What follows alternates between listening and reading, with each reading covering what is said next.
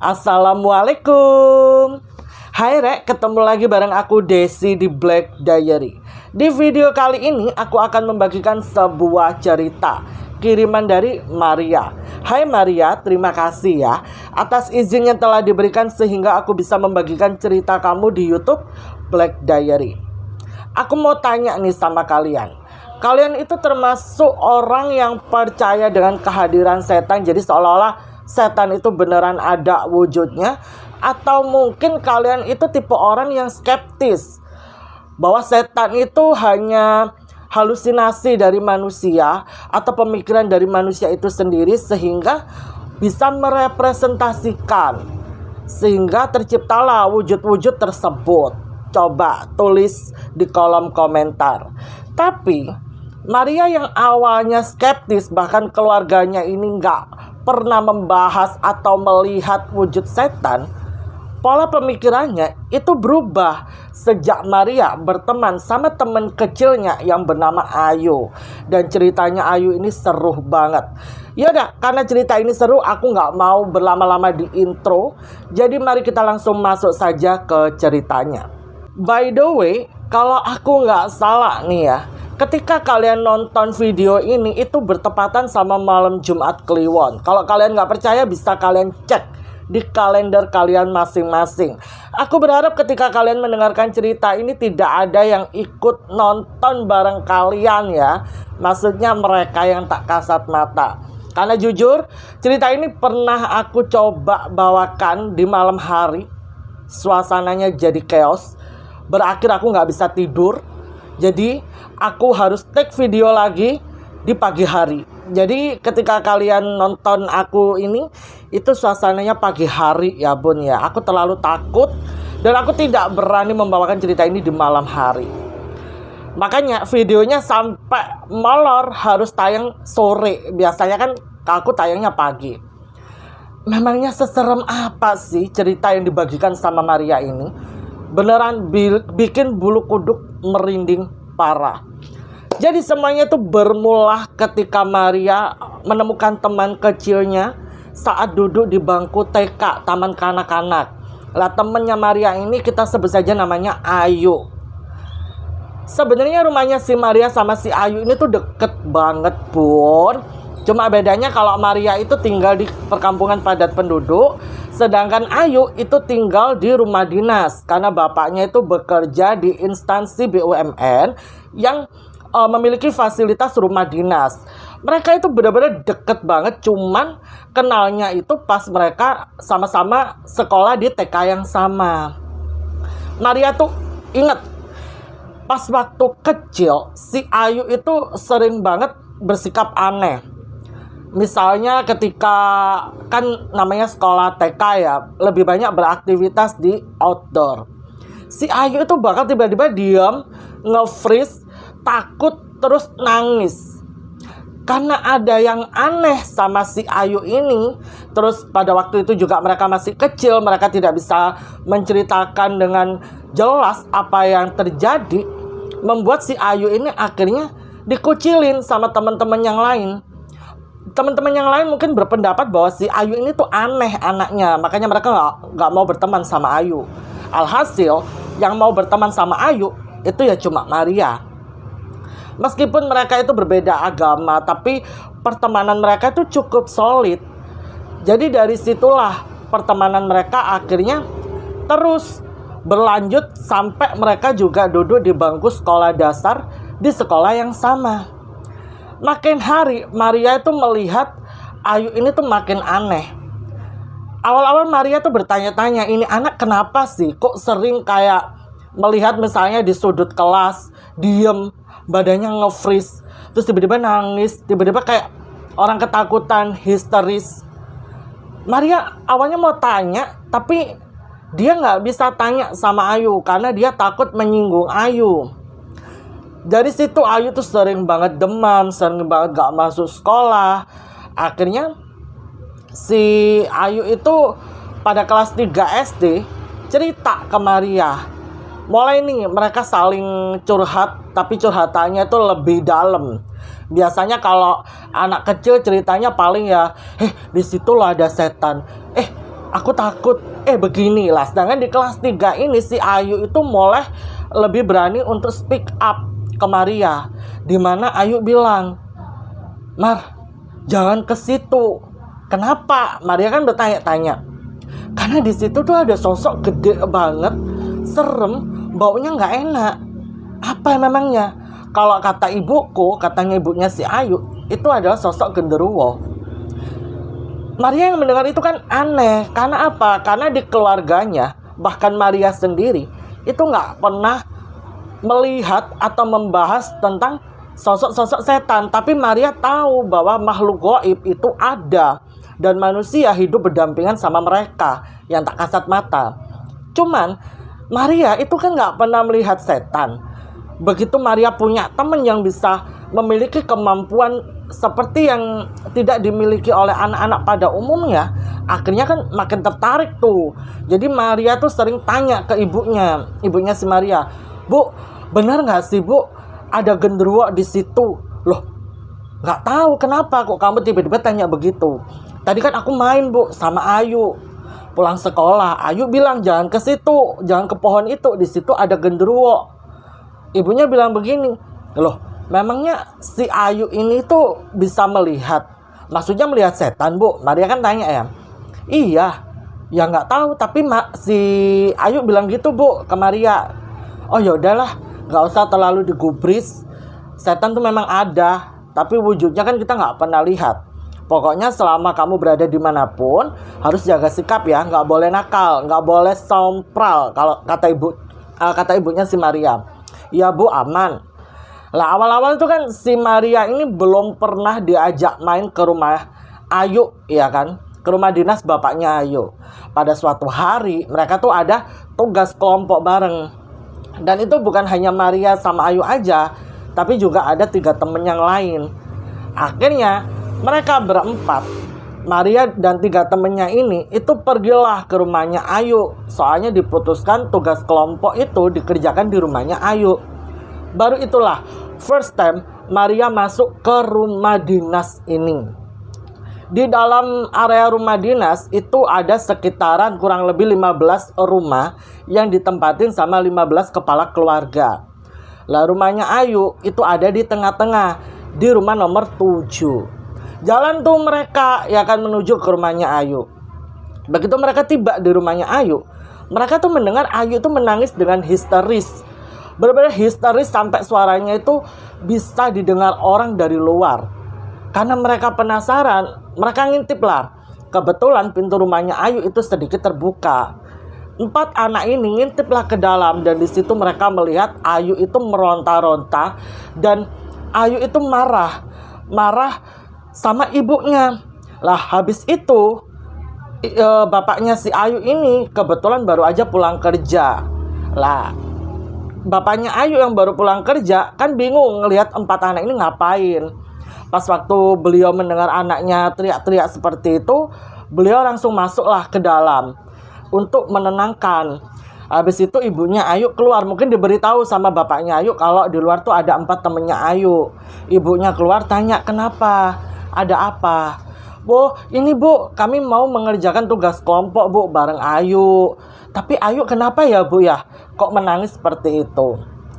Entah apa yang dilakukan bapaknya Ayu, secara perlahan Ayu itu mulai tenang. Sampai akhirnya mereka diizinkan masuk. Masuklah mereka, di situ Ayu masih sesenggukan, masih lemes, mungkin karena dari tadi meronta-ronta ya kan. Ibu sama bapaknya Ayu itu duduk di hadapan 4 anak kelas 3 SD ya, yang notabene mereka masih belum paham sama apa yang terjadi sama Ayu. Orang tuanya Ayu itu cerita kalau si Ayu itu memiliki kemampuan yang mungkin tidak dimiliki sama teman-temannya. Bahkan mereka juga menjelaskan ke 4 anak SD ini kalau Ayu tadi tuh habis kesurupan. Mendengar hal itu, otomatis mereka berempat kan saling pandang-pandangan, tanya-tanya apa itu kesurupan.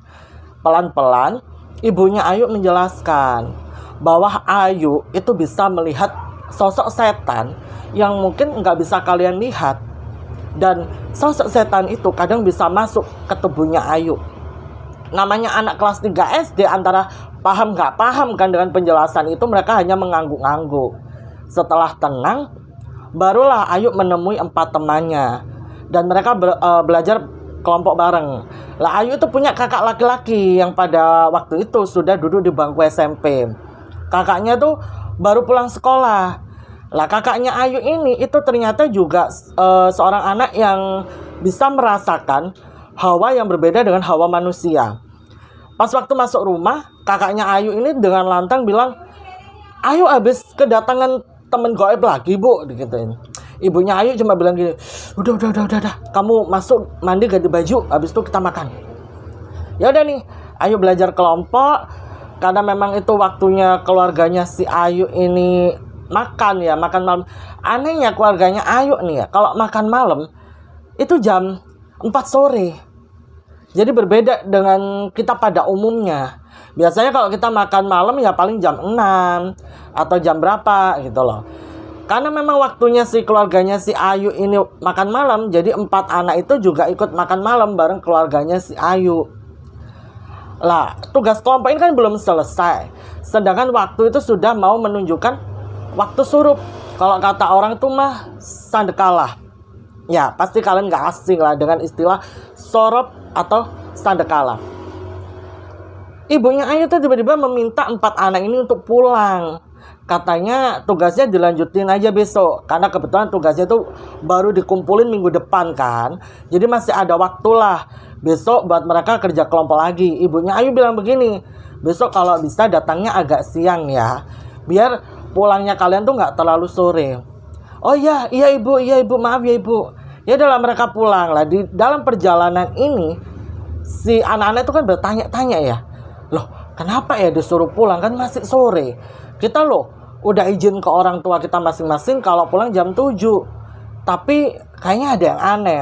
Pas mereka lagi ngobrol-ngobrol gitu, tiba-tiba Ayu itu nyusul, bilang begini ke temen-temennya, kalian harus langsung pulang ya, langsung pulang.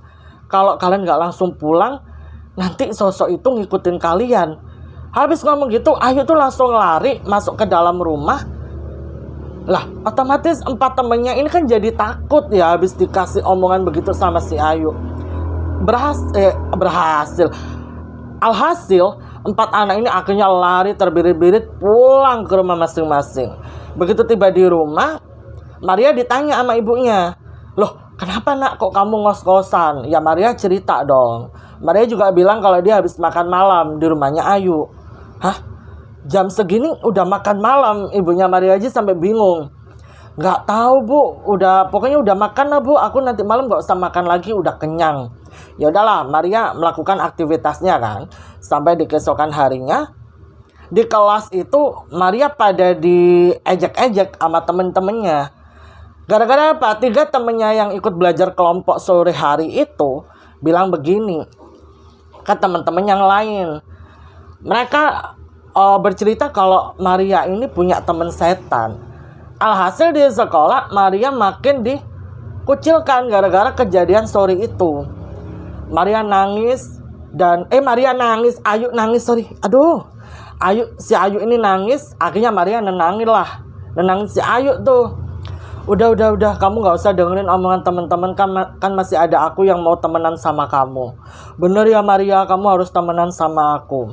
Ya adalah, dari situlah Maria sama Ayu ini melewati hari-hari mereka dengan segala macam cerita-cerita horor yang selalu Ayu bagikan. Ayu itu setiap kali main sama Maria, dia tiba-tiba nge-freeze, nangis. Tapi hal itu hanya sampai mereka duduk di kelas 4 SD. Karena di kelas 5 SD si Ayu ini mulai berani sepertinya. Meskipun awal-awal dia harus nge-freeze dulu, dia harus memasang ekspresi ketakutan dulu. Habis itu dia mencoba berani. Dan setelah itu barulah dia cerita ke Maria tentang apa yang baru saja dia lihat. Dan Ayu juga bilang kalau ibunya itu berpesan sama dia bahwa dia harus berani melawan apa yang dia lihat. Sehingga ya udahlah, nggak sampai nangis tuh. Lah pada suatu hari, ceritanya ini itu habis ulangan tengah semester. Mereka kan liburan tuh, liburan sekolah. Tapi Maria maupun Ayu itu nggak pergi kemana-mana. Si Ayu mainlah ke rumahnya Maria. Main pada waktu itu Maria inget banget jam 2 siang. Ayu tiba-tiba datang naik sepeda ontelnya. Terus mereka ngobrol di teras depan rumahnya Maria. Di situ Ayu cerita tentang rumah dinas bapaknya. Ayu bilang begini, Maria, kamu tahu nggak? Sebenarnya aku tuh nggak betah di rumah dinas bapakku. Loh, kenapa yuk? Kan rumah dinas bapakmu bagus tuh yuk. Nggak ada serem-seremnya. Iya, tapi tanahnya tuh panas, Mar. Dan sosok-sosok yang ada di situ jahat-jahat. Aku sebenarnya nggak kuat. Tapi bapakku masih lama tinggal di rumah dinas ini. Bahkan mungkin sampai aku kuliah bapak masih di sini. Terus gimana yuk kalau kayak gitu? Gak tahu Lamar. Rasanya aku lebih betah di rumah kamu timbang di rumah aku. Loh emang kenapa rumah aku? Rumah kamu adem ayem, enak, tenang gitu. Gak kayak di rumah aku, rasanya panas banget. Maria juga menyadari dan merasa kayak setuju dengan pendapatnya Ayu. Sebab apa? Setiap kali Maria main ke rumahnya Ayu, Maria tuh pasti akan merasakan hawa yang panas gitu, kayak gerah, rasanya tuh gerah banget. Padahal AC di rumahnya si Ayu itu selalu nyala. Habis itu Maria bilang begini, mungkin kamu belum mendoakan rumahmu kali. Kalau di rumah aku nih ya, setiap pagi sama sebelum tidur, ibu bapakku selalu mengadakan doa bersama. Si Ayu bilang begini, kayaknya iya deh, soalnya ibu bapakku itu gak pernah berdoa bersama, paling pas waktu kita lagi makan bareng. Lah coba deh kamu kasih saran ke ibumu biar rumah kamu kayak rumah aku. Oh iya deh, boleh. Udah nih selesai main, ternyata bener aja Ayu itu pulang ke rumah, dia ngomong sama ibunya kalau mereka harus sering-sering berdoa. Alhasil ibunya Ayu itu rutin banget memutar murotal Al-Quran setiap pagi dan sebelum mereka tidur. Tapi keputusan itu justru membuat Ayu dalam bahaya.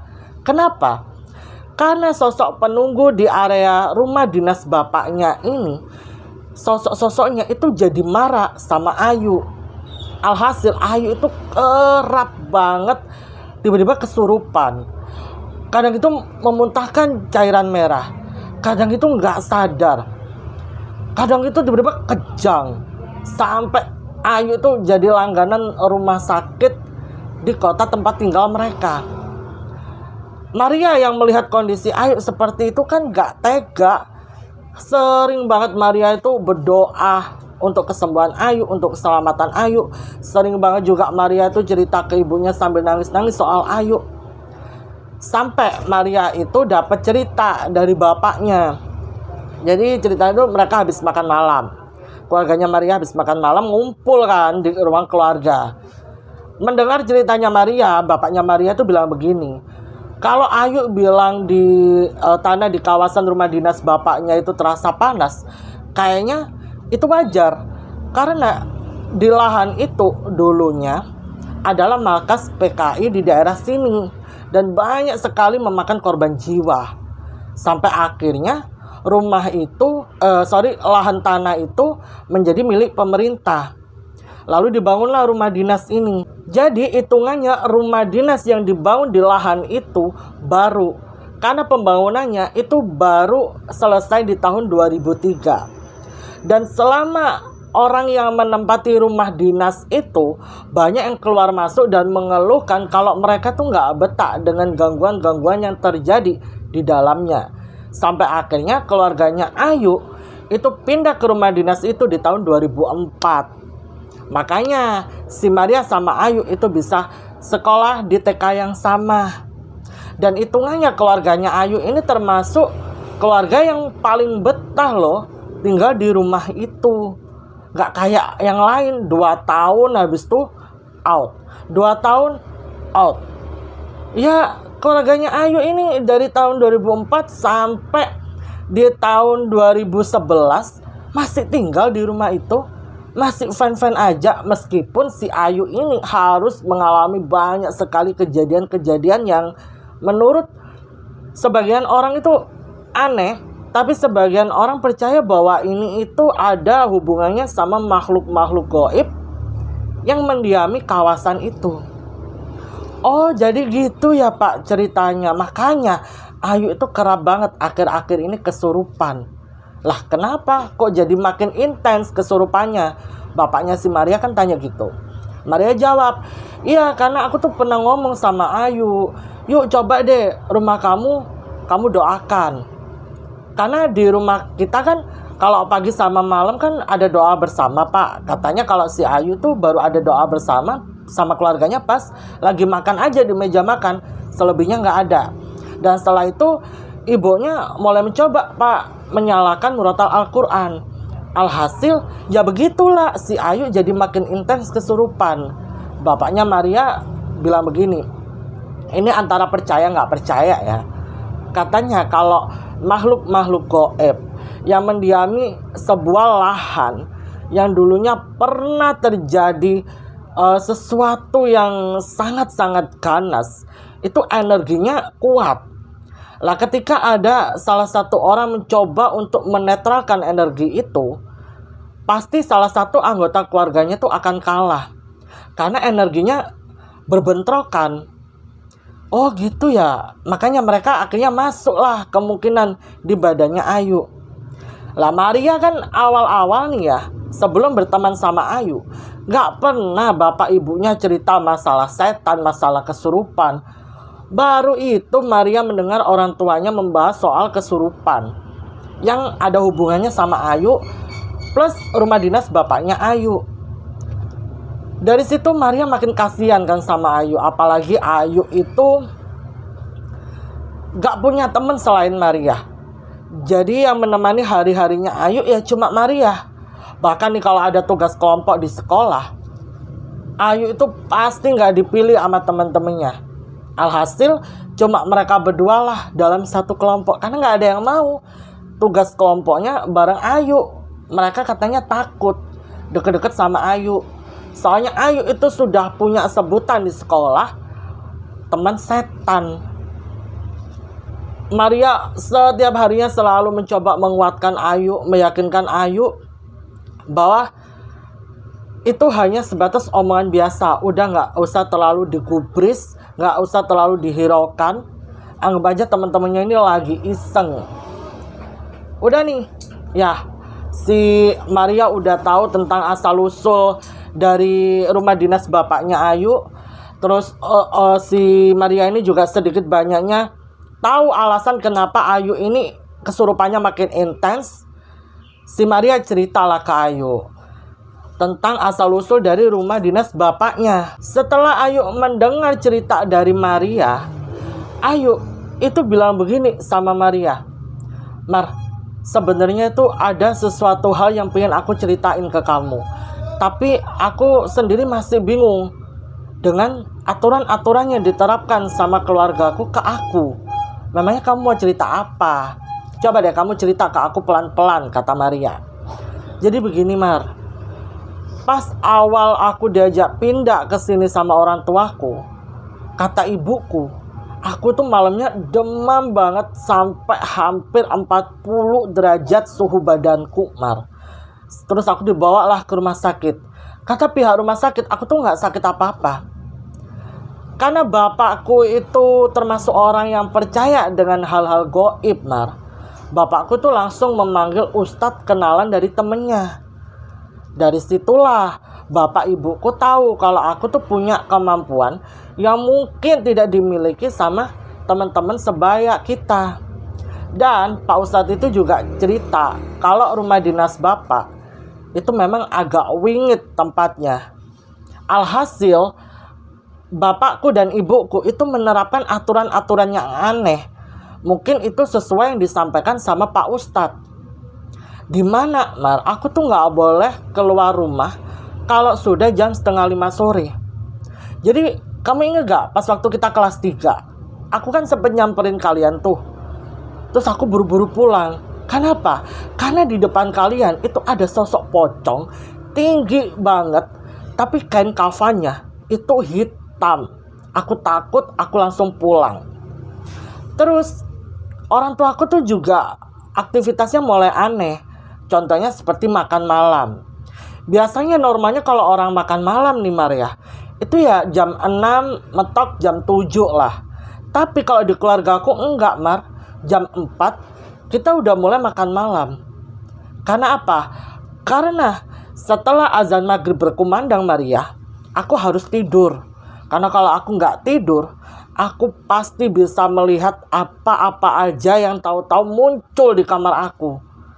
Dan kalau aku tidur, aku nggak akan bisa melihat mereka. Cuman nggak enaknya aku selalu terbangun itu awal seperti jam 3, setengah 4 itu aku selalu terbangun rutin di jam-jam segitu. Lah karena itu matahari belum terbit ya Mar.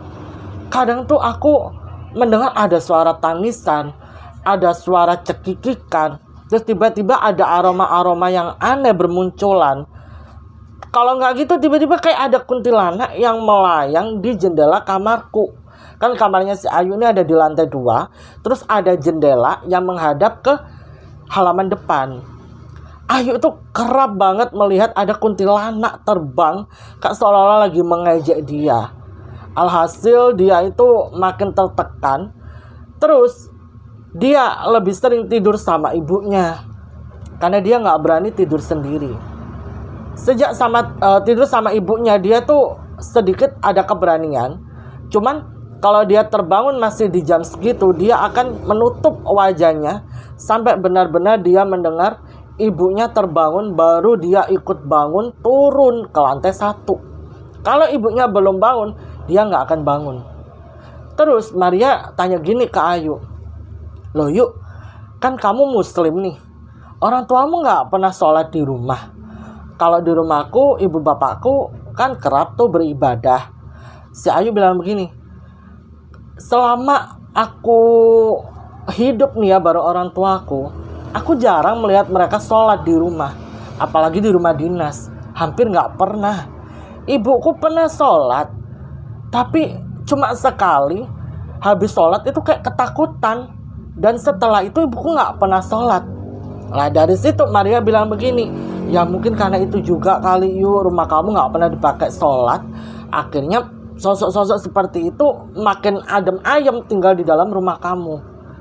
Lah gimana Mar?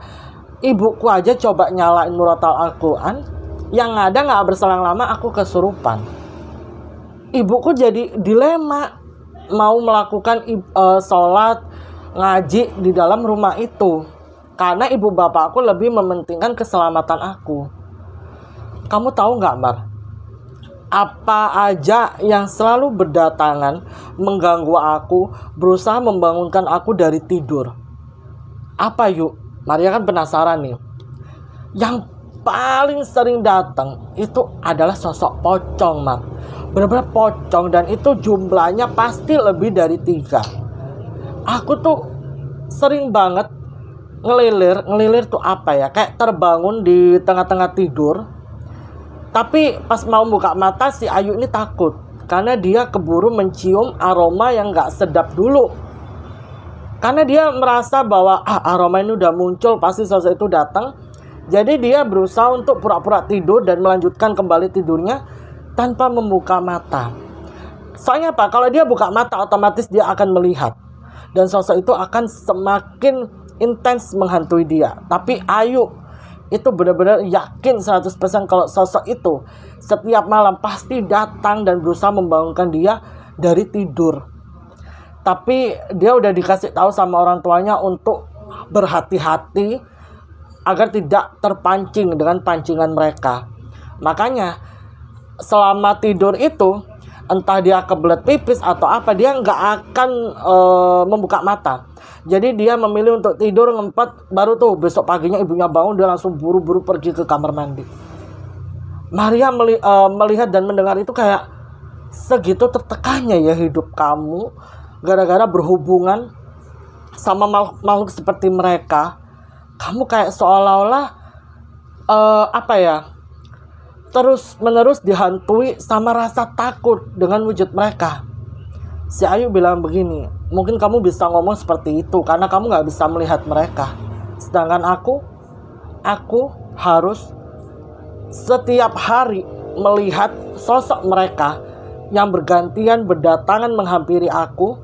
Kadang bisa masuk ke tubuhku karena aku tidak bisa mengontrol tubuhku untuk tidak dimasukin sama mereka. Itu berat banget, Mar. Aku sebenarnya udah gak kuat, aku sebenarnya udah lelah, tapi aku gak tahu aku harus berbuat apa. Yaudah, selesai cerita begitu. Sekitaran 3 hari setelahnya, Maria tuh datang ke sekolah. Ternyata Ayu nggak masuk. Kata gurunya Ayu sakit. Ya udahlah, Maria punya inisiatif pulang sekolah mau ke rumahnya Ayu dulu nih. Ya udah, bel pulang sekolah berbunyi. Maria langsung naik ke sepeda ontelnya dan dia sempat pulang dulu ke rumah tapi cuma taruh tas sama ganti sendal. Dia izin ke ibunya untuk pergi ke rumahnya Ayu, jenguk Ayu. Begitu Maria tiba di rumahnya Ayu, ya udahlah dia panggil kan namanya Ayu. Permisi Ayu, Ayu. Lah tiba-tiba itu ada suara yang menyaut dari dalam rumah. Suara itu mirip banget kayak suaranya Ayu. Suaranya Ayu yang marah. Dimana suara itu bilang begini, pulang, jangan pernah temuin aku lagi, pulang kamu, aku benci sama kamu. Maria kan yang dengar itu kan aneh ya, kok Ayu jadi begini sama aku punya salah apa? Sedangkan mereka tuh nggak bertengkar, mereka nggak ada masalah.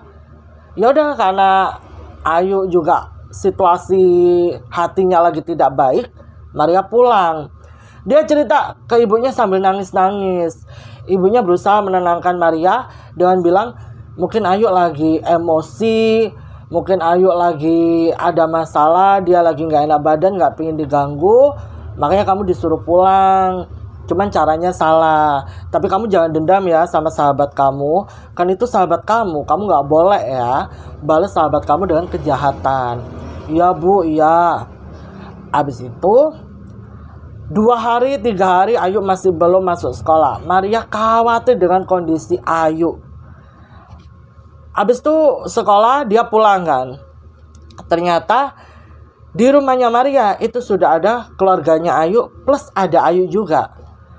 Maria tuh sebenarnya mau say hello sama Ayu karena kejadian 3 hari lalu dia diusir sama Ayu. Akhirnya membuat suasana di antara mereka tuh jadi canggung. Ayu lah yang membuka obrolan ke Maria. Mar, kok diem aja? Kamu marah sama aku? Si Maria kan ya udah namanya juga anak SD ya, agak bete gitu. Dia bilang, kan 3 hari lalu aku niatnya mau jenguk kamu. Kenapa kamu ngusir aku? Mendengar hal itu Ayu bingung. Ngusir kamu? Ngapain aku ngusir kamu? Kalau kamu main ke rumah aku, ya udah main. Kan nggak mungkin aku ngusir kamu. Terus mendengar obrolan antara Maria dan Ayu, ibunya Ayu tuh mendekat. Ibunya Ayu tanya ke Maria, memangnya kenapa nak 3 hari yang lalu? Maria ceritakanlah. Dia datang ke rumahnya Ayu pulang sekolah, terus malah diusir sama Ayu. Karena dia yakin banget itu suara Ayu. Yang membuat Maria merinding adalah ibunya Ayu bilang begini, 3 hari yang lalu Ayu tuh sakit. Pagi-pagi tuh dia udah kejang. Kami langsung bawa Ayu ke rumah sakit. Jadi di rumah itu gak ada orang. Kakaknya Ayu kalau jam segitu kan masih sekolah. Kakaknya Ayu kan masuk siang, pulangnya jam 4 sore. Bapaknya Ayu juga belum pulang kerja. Saya nemenin Ayu di rumah sakit. Ayu dirawat di rumah sakit itu 2 malam. Dan pagi ini Ayu baru pulang dari rumah sakit. Jadi yang ngomong sama kamu di dalam rumah itu bukan Ayu. Mendengar hal itu, Maria kan kaget. Beneran tante? Bener. Nih loh, infusnya Ayu masih ada nih bekasnya. Iya, jadi tangan kanannya Ayu itu ada yang di plester gitu habis kena infus kan. Loh, terus yang nyautin aku 3 hari yang lalu siapa? Gak tahu. Mungkin temennya Ayu, bapaknya Ayu nyaut begitu sambil tertawa. Udah, kamu gak usah terlalu menghiraukan hal itu. Yang penting itu bukan Ayu. Dan Ayu nggak mungkin ngusir kamu, karena Ayu itu sayang banget sama kamu. Kamu itu satu-satunya sahabatnya Ayu. Bahkan nih ya, Ayu baru sembuh aja, dia tuh minta main ke rumah kamu. Makanya kami temani. Di situ Maria bener-bener bingung banget. Dia merinding sebadan badan, membayangkan kejadian 3 hari yang lalu. Untungnya Maria nggak sampai lihat wujud yang ngomong sama dia di dalam rumah itu. Ya udah, suasana udah kembali normal. Terus Ayu bilang ke Maria, Maria, aku besok mau pindah. Hah? Pindah? Pindah kemana? Aku pindah ke rumah nenek. Loh kenapa? Iya, keluarga aku udah gak betah tinggal di rumah dinas ini. Dan bapakku kasihan ngeliat kondisi aku. Jadi bapakku memutus kontrak tinggal di rumah dinas ini. Dan kami balik ke rumah nenek. Ya meskipun agak jauh dari tempat kerja bapakku gak masalah. Yang penting aku gak terus-menerus mengalami kondisi seperti 3 hari yang lalu. Ayu cerita kalau 3 hari yang lalu dia tuh sempet muntah cairan merah tuh banyak banget, gak berhenti-henti. Terus kejang-kejang sampai akhirnya dibawa ke rumah sakit. Terus dia gak sekolah. Ayu juga bilang kalau tadi sebelum ke rumahnya Maria, sebelum pamitan sama orang tuanya Maria, Ayu dan orang tuanya ini sempat ke sekolah. Dan Ayu tuh sempat ngeliat Maria di kelas ngebengong sendiri. Soalnya kan Ayu gak masuk tuh. Sekaligus minta surat pindah untuk Maria pindah, untuk Ayu pindah ke rumah neneknya. Dan si Ayu itu mau berpamitan sama temen-temennya juga percuma, karena kan gak ada yang mau berteman sama dia selain si Maria doang. Jadi setelah dapat surat pindah dari ibu kepala sekolah, Ayu dan keluarganya langsung main ke rumah Maria. Gak berselang lama Maria pulang ke rumah itu. Maria di situ nangis sejadi-jadinya. Maria bilang, jangan pindah yuk, jangan pindah. Kalau kamu pindah aku siapa yang nemenin main? Siapa yang nemenin cerita-cerita? Kan kita sahabat yuk. Ibunya Ayu menenangkan. Tenang aja, nanti kita bakal sering-sering main ke rumah kamu. Karena belum tentu juga di sekolah barunya Ayu punya temen kayak kamu, sebaik kamu yang mau nemenin Ayu. Tapi kita gak bisa egois. Ayu juga gak bisa terus-menerus dalam kondisi seperti ini. Kasihan dia. Ya udahlah, Maria mencoba mengerti. Dan di situ dia menghabiskan waktu untuk ngobrol bareng Ayu banyak banget. Ayu juga cerita tentang apa yang dia alami pagi itu sebelum akhirnya dibawa ke rumah sakit. Ceritanya tuh keluarganya si Ayu ini udah selesai sarapan. Ayu tuh mau berangkat sekolah, tapi bukunya ada yang ketinggalan di kamar. Akhirnya dia naiklah ke kamar. Pas dia buka pintu, tiba-tiba dia tuh melihat ada sosok sekelebatan gede banget. Tapi dia mencoba untuk memberanikan diri masuk ke dalam kamar, karena itu PR yang harus dikumpulkan di hari itu. Pas dia masuk, tiba-tiba pintu kamar itu tertutup dengan sendirinya. Brak! Suaranya kenceng banget, sampai membuat kedua orang tuanya Ayu ini naik ke atas buat ngecek anaknya. Tapi pintunya gak bisa dibuka. Sosok yang tadi dilihat Ayu sekelebatan, itu wujudnya jadi nyata di pandangannya Ayu. Dan itu adalah sosok kuntilanak berbaju hitam. Sosok ini mengeluarkan bau yang anyir sekali. Ayu benar-benar takut, saking takutnya dia sampai nge-freeze. Karena dia ketakutan nge-freeze, alhasil dia gak bisa gerak. Dan sosok itu semakin lama semakin mendekati dia. Ayu itu gak bisa melawan saat sosok itu berusaha lalu menempelkan tubuhnya ke dinding yang ada di kamarnya. Ayu di situ merasa kehabisan nafas sampai dia berpikir, apakah ini akhir dari kehidupanku? Lalu sosok itu melepaskan Ayu jatuh. Dan sosok itu masuk ke tubuhnya Ayu yang sudah lemas.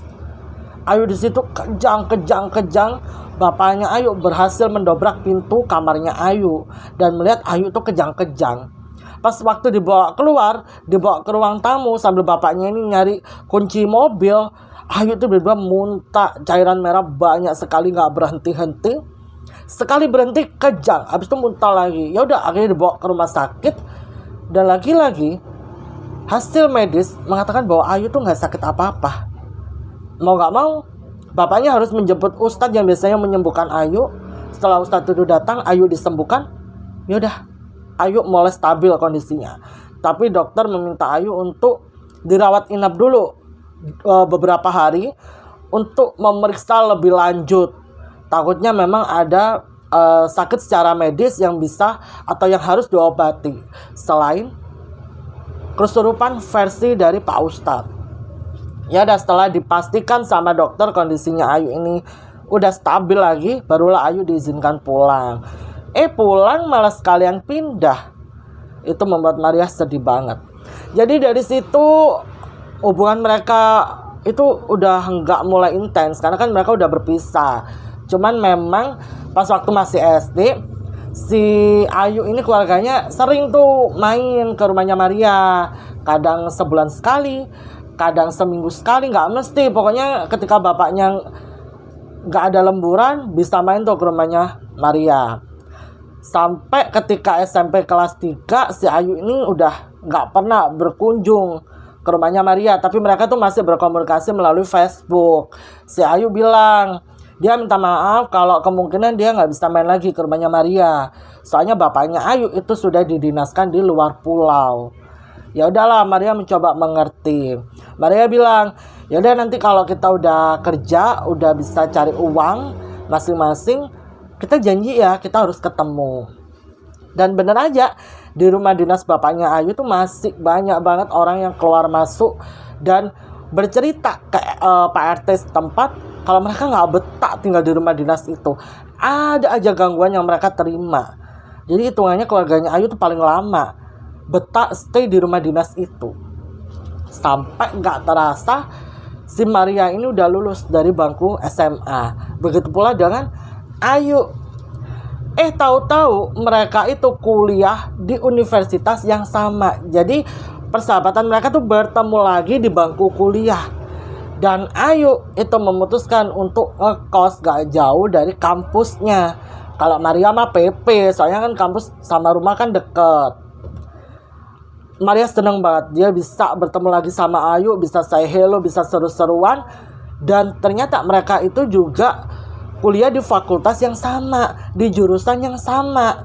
Wah, Maria di situ excited ya untuk menjalani hari-hari perkuliahannya dia, soalnya ada bestingnya gitu loh. Apakah Ayu masih sama? Masih, tapi kali ini benar-benar lebih ekstrim. Kenapa?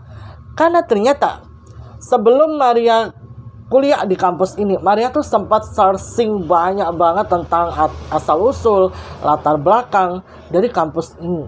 Aku tidak akan sebutkan nama kampusnya apa, tapi kampus ini itu juga terkenal angker katanya ya. Sampai Ayu juga kuliah di situ. Ada satu hari di mana jam kos ya, si Ayu sama Maria ini pergilah ke kantin. Mereka makan. Selama awal kuliah ya, saat-saat mereka masih jadi maba, Ayu tuh selalu bilang, Mar, di situ loh ada ini. Mar, di situ loh ada itu. Mar, di situ ada itu, Mar. Cuman Maria sih biasa aja karena ya dari SD, dari TK temenan sama Ayu kerap banget kan cerita bahwa di situ ada ini, di situ ada itu. Selama dia tidak bisa melihat, everything is okay. Hingga pada suatu hari di jam kos tersebut, mereka kan di kantin nih, makan. Si Ayu itu tiba-tiba pandangannya salvo ke salah satu sudut. Dimana di situ Ayu bilang, Mar, cowok itu kok ngeliatin aku aneh banget ya, Mar. Kayak hewan buas yang mau nerkam mangsanya. Hah, cowok? Mana? Ditolak kan sama Maria. Itu di situ. Tapi si Maria nggak ngelihat cowok yang dilihat sama Ayu. Hah? Mana sih? Gak ada. Nggak ada siapa-siapa loh di situ.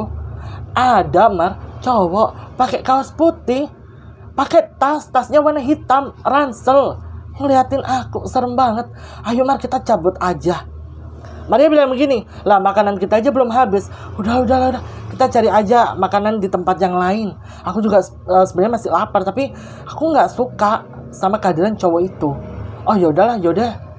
Karena Maria merasa bahwa temannya ini sudah dalam keadaan tidak baik-baik saja dan dia tidak mau sesuatu hal yang lebih serius terjadi sama temennya.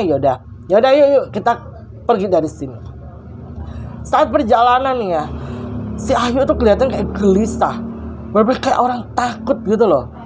Akhirnya ditanya dong sama Maria, langkahnya tuh kayak lebih cepet dari Maria lah. Maria kan ngos-ngosan ya, ngikutin langkahnya si Ayu. Ditarik nih ya kan sama si Maria. Ayu, stop dulu, kamu kenapa sih? Digituin kan. Aduh Mar, cowok itu ngikutin kita loh Mar. Cowok mana? Gak ada loh. Di belakang kita aja gak ada orang. Yuk, siapa cowok mana? Ditoleh berkali-kali sama Maria. Gak ada siapa-siapa. Ayu bilang begini, itu jaraknya ada loh, di belakang kita gak jauh. Aduh Ayu, kamu ini apa sih? Kamu ini kenapa? Ayu di situ langsung tiba-tiba lari. Ya alhasil Maria ikut lari lah di belakangnya Ayu. Sampai tibalah di parkiran motor. Begitu tiba di parkiran motor, si Maria itu langsung disuruh Ayu bergegas. Ayu ini kan nggak ada motor, yang punya motor kan Maria. Maria sampai sedikit emosi kan ngelihat Ayu yang buru-buruin dia. Udah deh yuk, jangan buru-buruin aku jadi panik nih gitu. Udah yuk. Naiklah mereka ya kan di motornya Maria, pergi menjauh dari kampus. Lalu di situ Ayu mengajak Maria untuk makan somai batagor di sebuah alun-alun. Makanlah mereka di somai batagor itu. Ayu tanya begini sama Maria, kamu beneran gak ngelihat cowok yang aku lihat? Enggak yuk, gak ada siapa-siapa loh tadi. Terus cowok itu siapa ya? Tapi penampilannya tuh kayak anak kuliah. Ya kayak kita ini. Bahkan dia juga bawa alma mater yang sama kayak alma mater kita. Kok bisa yuk? Nggak tahu aku. Udahlah nggak usah dibahas, kata Ayu. Selesai makan, Maria langsung antar Ayu ke kos. Habis itu dia pulang karena memang nggak ada jadwal kuliah. Nggak tahu kenapa hari itu jam kosnya panjang banget. Pas waktu tiba di rumah, si Ayu ini telepon Maria, minta disamperin sama Maria. Maria di situ bilang, emang kamu boleh keluar? Ini kan waktu surup, yuk. Kamu masih ingat gak aturan itu? Udah deh, kita abaikan aja aturan itu, kan aku udah gede ya. Aku udah bisa jaga diri. Pokoknya aku mau keluar dari kos-kosan. Ya udah deh, dijemput nih sama Maria. Habis dijemput, Maria tanya, ini kita mau kemana? Ya udah ke rumah kamu aja. Aku malam ini tidur di rumah kamu. Ya udahlah, tidur nih di rumahnya Maria. Begitu Ayu tiba di rumahnya Maria, Ayu tuh merinding melihat area rumah dinas bekas bapaknya ya kan. Bekas rumah dinas bapaknya. Ayu langsung buru-buru masuk ke rumahnya Maria. Di situ mereka ngobrol. Ayu ketemu sama orang tuanya Maria. Orang tuanya Maria juga tanya tentang kabar dia. Akhirnya udahlah, obrolan itu berakhir ketika azan maghrib berkumandang. Soalnya waktunya keluarganya Maria ini makan malam. Dan Ayu ternyata juga masih menerapkan sistem makan malam seperti waktu dia masih SD tuh, masih kecil. Si Ayu bilang, saya nggak boleh makan jam segini om tante, maaf ya saya nggak bisa ikut makan, tapi tadi saya udah makan kalau di kosan. Oh yaudah nak, kalau memang kamu nggak mau ikut makan nggak apa-apa, tapi kamu duduk aja di meja makan, kamu jangan sendirian. Setelah itu Ayu bisa melihat kehangatan di keluarga ini, yang dimana kayak apa ya, suasananya itu kayak home, kayak cozy. Makanya Ayu tuh suka di rumahnya Maria. Masih ya mereka beda agama, tapi Ayu fan-fan aja dengan keadaan rumahnya Maria. Dan by the way, Maria sama keluarganya tuh nggak pernah masak non halal. Mereka selalu masak makanan halal. Karena sebenarnya ibunya si Maria ini itu berasal dari keluarga Muslim, tapi ikut agama bapaknya ketika menikah sama bapaknya. Cuman kalau masalah ini kita nggak usah terlalu memperpanjang lebar ya, sebab itu urusan masing-masing manusia dengan Tuhannya. Kembali nih ke cerita. Setelah Maria selesai makan malam, bantu ibunya cuci piring di dapur, Maria langsung ajak Ayu ke kamar. Karena bapaknya Maria bilang, ajak Ayu istirahat, kasihan kayaknya dia kelelahan. Makanya diajaklah ke kamar. Di kamar itu Ayu cerita bahwa dari tadi di kamar kosannya itu ada yang ngetuk pintunya berkali-kali. Pas waktu Ayu coba intip nih ya dari jendela. Jadi kamar kosannya si Ayu tuh ada satu jendela panjang gitu, yang mana kita bisa melihat yang ada di luar tuh siapa gitu. Di situ Ayu melihat laki-laki yang dia lihat di kampus lagi berdiri di depan kamarnya, tapi posisinya itu membelakangi pintu kamarnya si Ayu. Ayu benar-benar takut banget sampai dia itu telepon ke penjaga kos untuk ngusir si cowok itu. Begitu penjaga kos tiba di depan kamarnya Ayu, nggak ada si cowok itu. Dicek ke CCTV juga nggak ada siapa-siapa. Akhirnya Ayu buru-buru kemasin bajunya ke dalam tas, terus dia ke pos satpam. Dan itu sampai dia minta ditungguin sama Pak Satpam pas waktu dia lagi berkemas. Barulah di situ dia minta dijemput sama Maria. Masa yuk kamu diikutin sampai kosan? Beneran? Kalau kamu nggak bisa lihat cowok itu, masa iya cowok itu setan, Mar? Hah? Masa iya setan siang bolong nunjukin wujudnya? Ya nggak tahu sih. Tapi nyatanya kamu nggak bisa lihat dia. Ya entahlah yuk, udahlah kita nggak usah bahas itu. Habis itu mereka tidur ya kan. Si Ayu ini sebenarnya dari jam 6 tuh udah ngantuk-ngantuk. Cuman karena ya saking asiknya cerita sama Maria, mereka tuh baru tidur jam 8, hampir setengah 9 malam bahkan. Besokannya mereka berangkat kuliah bareng. Lah tiba di kampus, ternyata Ayu tuh dapat surprise dari salah satu teman sekelasnya. Sebut saja namanya Andi. Andi ini ternyata selama itu sampai semester 4 menaruh perasaan terhadap Ayu. Dan Andi baru berani menyatakan perasaannya ya di semester 4 itu. Ketika Ayu datang ke kampus bareng Maria, tiba-tiba Andi itu menghampiri mereka di parkiran motor sambil bawa buket bunga. Dan Andi itu diantar sama dua temennya, namanya Yusuf dan Ilham. Andi di situ langsung menyatakan perasaannya ke Ayu. Maria seneng banget karena akhirnya temennya ini punya pacar gitu. Siapa tahu kalau dia punya pacar, pikiran-pikiran anehnya ini bisa teralihkan. Ayu di situ tanpa sepengetahuan Maria ternyata juga punya perasaan yang sama ke Andi. Jadi begitu Andi menyatakan perasaannya, nggak pakai lama, Ayu langsung mengiyakan. Dan mereka akhirnya jadian lah di situ. Pacaran tuh mereka, gempar seangkatan. Ayu pacarnya sama Andi. Karena kebetulan si Andi itu termasuk anak yang famous di kampus tempat mereka kuliah. Apalagi si Andi ini kapten tim basket di situ. Cewek-cewek tuh pada tergila-gila sama si Andi. Tapi si Andi ternyata sukanya sama Ayu. Dan itu si Ayu sempat dilabrak sama cewek populer di kampus. Karena cewek ini suka sama Andi. Cuma Andi gak suka. Terus ketika Ayu mulai mendapat hal-hal tidak disenangi dari cewek populer yang iri sama dia, soalnya Andi suka sama dia, si Ayu itu tiba-tiba sering banget hilang kendali. Kayak ya semacam kesurupan gitu loh. Jadi begitu si cewek populer sebut saja namanya Dinda berusaha menyerang si Ayu, Ayu itu tiba-tiba diem nge-freeze. Terus pandangannya tuh kayak sinis banget gitu loh ke arah Dinda. Awal-awal Ayu ketika ganggu sama Dinda, Ayu tuh nggak punya keberanian dan yang melawan tuh Maria. Tapi kali ini Ayu sendiri yang melawan Dinda. Benar-benar kayak orang hilang kendali. Si Dinda itu sampai dibantu ke sana ke sini. Karena kejadian itu orang tuanya Ayu sampai dipanggil ke kampus. Ayu di situ bilang, aku nggak ngapa-ngapain Dinda.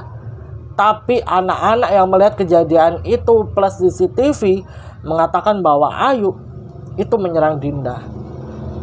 Jadi dari situ seheboh-hebohnya. Terus ibunya Ayu bilang begini. Di situ kan ada Maria. Maria kan dijadikan saksi juga kan, beserta beberapa temen yang lihat kejadian itu. Maria tuh denger banget ibunya Ayu tuh ngomong ke Ayu gini, apa masih ada yang ganggu kamu? Ayu di situ langsung diem, nunduk, nggak ngomong apa-apa. Terus dia minta pulang. Akhirnya apa? Ya udah, akhirnya si Ayu ini nggak ngekos untuk beberapa hari di kosannya. Jadi dia tuh diantar PP gitu sama orang tuanya setiap kali ngampus.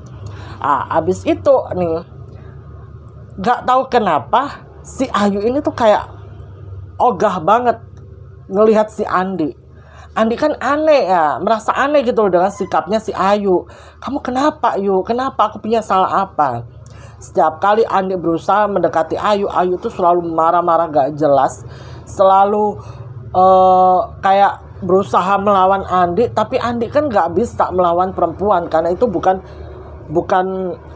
jalurnya dia. Dia tuh bukan tipe orang atau tipe cowok yang suka menyerang perempuan gitu loh. Akhirnya ketika Ayu mencoba memukul Andi cuma diam aja.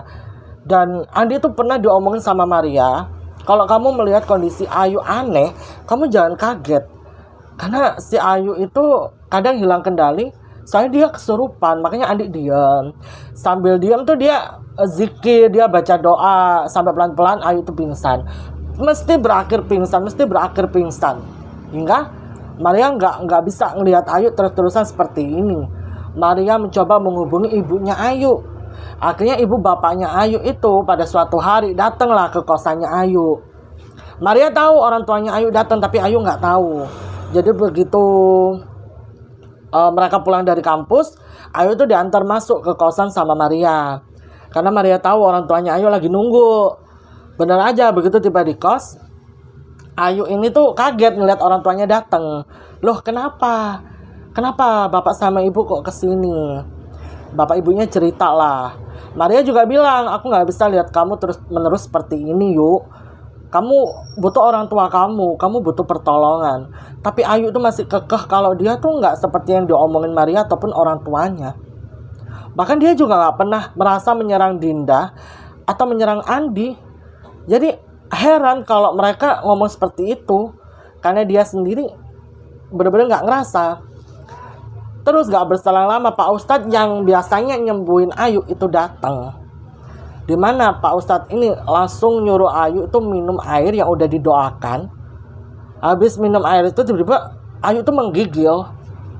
Terus Pak Ustadz bilang begini, udah kamu tunggu di sini, kamu jangan keluar. Pak Ustadz di luar itu seperti bernegosiasi dengan sesuatu yang gak bisa dilihat sama Maria, orang tuanya Ayu. Jadi mereka cuma hanya melihat Pak Ustadz tuh ngomong-ngomong sendiri gitu loh, dengan ekspresi atau mimik muka yang serius banget. Habis itu Pak Ustadz bilang begini, yang paling didengar nih dan diingat sama Maria, kamu jangan ganggu Ayu ya, alam kalian tuh berbeda. Kalau kamu suka sama Ayu, jangan bawa Ayu, masa depan Ayu masih panjang. Kalau memang kamu suka sama Ayu, harusnya kamu jangan ganggu Ayu. Biarkan Ayu bahagia dalam hidupnya. Biarkan dia berpasangan dengan manusia. Dan kamu bukan pasangannya Ayu. Karena kalian itu sudah berbeda alam. Mendengar hal itu, Maria merinding banget. Ini Pak Ustadz ngomong sama siapa? Kok tiba-tiba ngomong seperti itu? Akhirnya Pak Ustadz berdoa di situ. Kayak tangannya ditengadahkan gitu. Berdoa. Terus tiba-tiba ada aroma harum sekali semerbak di kamarnya Ayu. Dan Pak Ustadz masuk. Pak Ustadz bilang alhamdulillah sosok itu sudah pergi. Setelah itu Ayu pingsan, plek gitu. Tapi gak berselang lama dia sadar. Dikasih minum lagi sama air doa itu. Barulah Pak Ustadz bilang kalau si Ayu itu disukai sama cowok dari bangsa lelembut. Cowok ini itu selalu ngikutin Ayu. Bahkan sejak Ayu masih jadi mabah. Cuman Ayu itu memang baru bisa melihat sosoknya akhir-akhir ini. Karena sosok itu semakin intens berusaha menunjukkan wujudnya di hadapan Ayu. Dan kalau Ayu lihat sosok itu seperti anak kuliah seumuran mereka. Tapi padahal itu bangsa lelembut dari sosok genderuwo. Jadi sosok ini itu suka sama Ayu. Katanya sosok ini adalah anak genderuwo yang menempati atau menjadi penunggu di kampus mereka. Maria kayak pernah dengar tuh dari cerita teman-temannya kalau di kampus itu terkenal dengan genderuwo atau sarang genderuwonya. Dan kata Pak Ustadz, sosok itu atau si anak genderuwo ini gak suka kalau Ayu itu diganggu sama anak-anak yang berusaha menyakiti dia, mengejek dia. Jadi sosok itu akan tiba-tiba masuk ke tubuhnya Ayu dari belakang, membuat Ayu hilang kendali. Dan parahnya sosok ini cemburu ketika ada seorang laki-laki menyatakan perasaannya ke Ayu. Ditambah Ayu semakin intens hubungannya sama Andi. Makanya Ayu dibuat benci sama Andi. Karena ya sosok itu masuk ke dalam tubuhnya Ayu. Makanya selama ini Ayu itu gak pernah menyadari tentang apa yang pernah dia lakukan sampai orang tuanya itu harus dipanggil ke kampus. Gara-gara sosok itu, sosok anak genderuwo yang suka sama dia. Makanya Maria gak bisa melihat sosok laki-laki yang selalu dilihat sama Ayu di kampus. Wow. Sejak kejadian itu, akhirnya Pak Ustadz ini memberikan kalung yang dari benang gitu. Lalu tengah-tengahnya kayak ada kotak. Kalian tahu kantong teh kan? Lah itu ada di tengah-tengah. Pak Ustadz bilang, jangan pernah lepas kalung ini. Lepas kalau kamu ketika mandi, buang air kecil ataupun buang air besar. Atau kamu pas mau ganti pembalut. Pokoknya kalau mau masuk kamar mandi, itu harus dilepas kalung ini. Tapi setelah itu kalung ini harus dipakai lagi sama Ayu. Karena di dalam kalung ini sudah ada doa-doa yang diselipkan untuk keselamatan Ayu. Karena kebetulan Pak Ustadz ini itu berasal dari suatu daerah yang terkenal dengan mistisnya. Dan orang tuanya Pak Ustadz ini memang memiliki keturunan yang bisa menyembuhkan orang-orang yang terkena gangguan mistis. Plus bisa membuatkan semacam benteng pelindungan untuk mereka agar tidak diganggu lagi. Ya udahlah, Ayu pakai kalung itu dan alhamdulillah sejak Ayu pakai kalung itu sampai Ayu lulus dari bangku kuliah, Ayu tidak lagi diganggu sama sosok-sosok tak kasat mata seperti sebelumnya. Dan paling ya Ayu hanya melihat sekelebatan hantu, sekelebatan aroma. Tapi Ayu nggak sampai yang kerasukan, nggak sampai yang dan Ayu juga merasa bahwa dia semacam memiliki keberanian sejak pakai kalung itu. Ini ada nih cerita terakhir, dimana pada waktu itu ceritanya tuh habis wisuda. Paginya itu habis acara wisuda, lalu malamnya itu kayak ada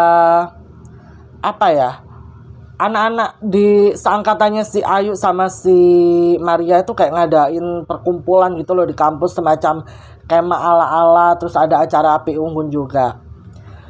Malam harinya si Ayu itu ngebangunin Maria, soalnya Ayu kebelet buang air kecil.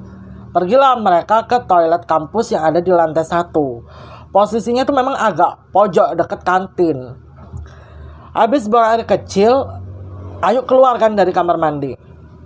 Ayu tuh tiba-tiba ngegandeng Maria sambil jalan sedikit berlari. Habis itu Maria ngos-ngosan, Ayu di stop.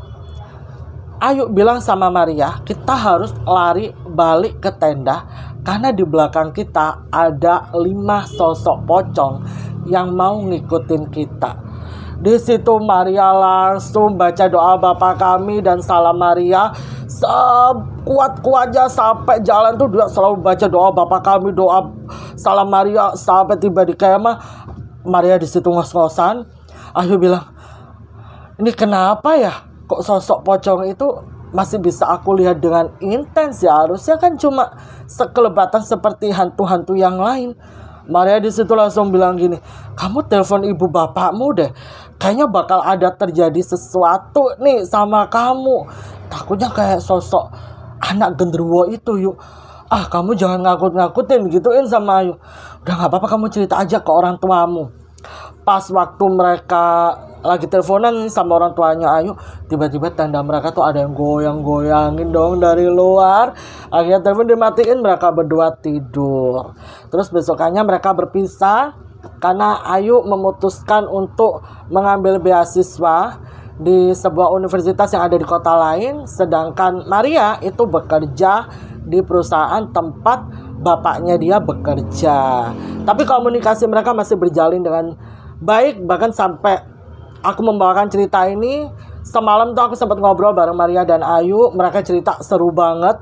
Aku salut banget dengan pertemanan mereka yang tidak pernah memandang dari sudut apapun. Mereka tuh kayaknya udah seperti anak kembar deh. Karena kalau ngelihat mereka nih ya, wajahnya tuh hampir mirip.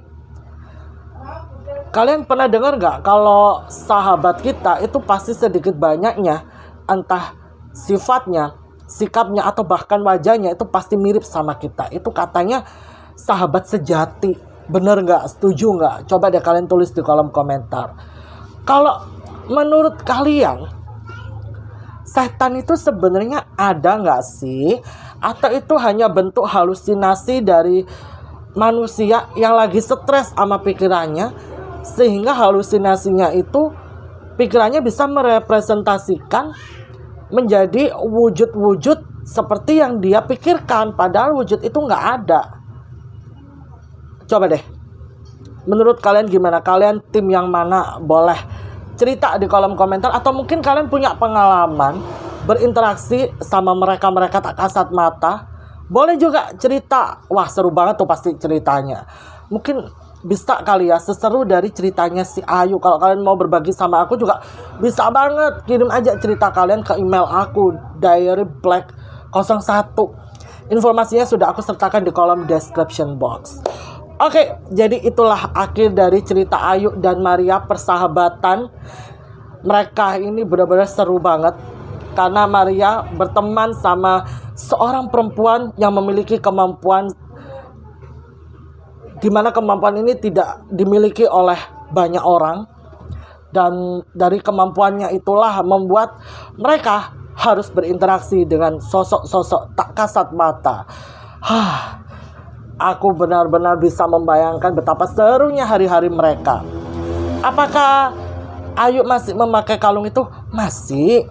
Apakah Ayu masih diganggu? Alhamdulillah tidak. Paling ya cuma hanya sekelebatan atau kayak suara-suara, aroma-aroma. Tapi alhamdulillah Ayu sudah tidak lagi kesurupan seperti sebelum-sebelumnya. Alhamdulillah. Pokoknya buat Ayu dan Maria sehat-sehat selalu ya. Semoga pertemanan kalian tetap terjalin dengan solid sampai maut memisahkan. Dan buat kita semua juga semoga selalu dalam lindungan Allah dimanapun kita berada.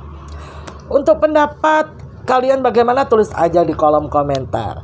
Ya deh, sekian cerita untuk hari ini. Buat kalian yang belum support aku, klik dulu tombol subscribe di bawah biar nggak ketinggalan ketika aku upload video. Boleh nyalakan lonceng notifikasinya.